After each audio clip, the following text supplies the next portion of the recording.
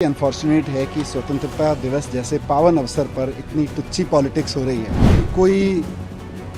Jail में बंद एक बहुत महाठग है, सुकेश नाम है उनका शायद, उनकी चिट्ठी जब लिखी जाती है, वो कोई चिट्ठी लिखते हैं, सुकेश चिट्ठी लिखता है तो वो तिहाड़ प्रशासन भी बाकायदा एलजी साहब को सबमिट करता है और एलजी साहब भी बाकायदा उस पर एक्शन लेते हुए कार्रवाई करते हैं जो भी है। और जब सुकेश चिट्ठी लिखते हैं तो मुझे लगता है पूरा का पूरा एलजी ऑफिस इंतजार करता होगा, अरे भाई एक एक सेकंड भारी पड़ रहा है, सुकेश जी की चिट्ठी कहाँ है, हमारे सुकेश जी की चिट्ठी कहाँ है। ये बहुत ही अनफॉर्चुनेट है कि स्वतंत्रता दिवस जैसे पावन अवसर पर इतनी तुच्छी पॉलिटिक्स हो रही है। और वो भी क्या, मैं अखबारों में पढ़ता रहता हूँ कि कोई जेल में बंद एक बहुत महाठग है, सुकेश नाम है उनका शायद, उनकी चिट्ठी जब लिखी जाती है, वो कोई चिट्ठी लिखते हैं, सुकेश चिट्ठी लिखता है तो वो तिहाड़ प्रशासन भी बाकायदा एलजी साहब को सबमिट करता है और एलजी साहब भी बाकायदा उस पर एक्शन लेते हुए कार्रवाई करते हैं जो भी है।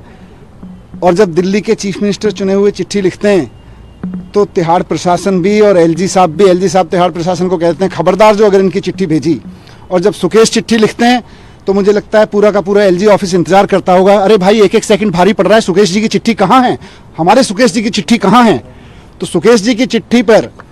जिन एलजी साहब को इतना मोहब्बत, इतना प्रेम उबरता है और उसकी एक एक शब्द को वो ब्रह्म वाक्य मानते हुए, सत्य मानते हुए, उस पर जिसे कहते हैं ना, सुकेश जी की चिट्ठी को देख के उनकी बाछें खिल जाती हैं, उनका रोम रोम पुलकित हो उठता है एलजी साहब का। केजरीवाल जी की चिट्ठी को भी मंगा लेते, भाई कहाँ है। स्वतंत्रता दिवस तो बहुत महान अवसर है,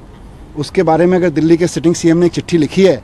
तो उनके ऑफिस को एक डीजी ऑफिस में फ़ोन ही करना था, भाई सुना है केजरीवाल जी ने चिट्ठी लिखी है, कहाँ है, भेज दो। पर नहीं, इनको ना स्वतंत्रता से कोई लेना देना है, ना इनको देश से कोई लेना देना है। इनके तो प्रेमी लोग सुकेश जी जैसे लोग हैं, सुकेश जो भी नाम है उनका पूरा, तो इनके ठीक है, अपने अपने पसंद है लोगों की। संवैधानिक स्थिति क्या है, संवैधानिक स्थिति क्या है, अगर मुख्यमंत्री नहीं है तो चुनी हुई सरकार के मुख्यमंत्री या मंत्री को ही झंडा फहराना चाहिए। मुझे नहीं लगता कि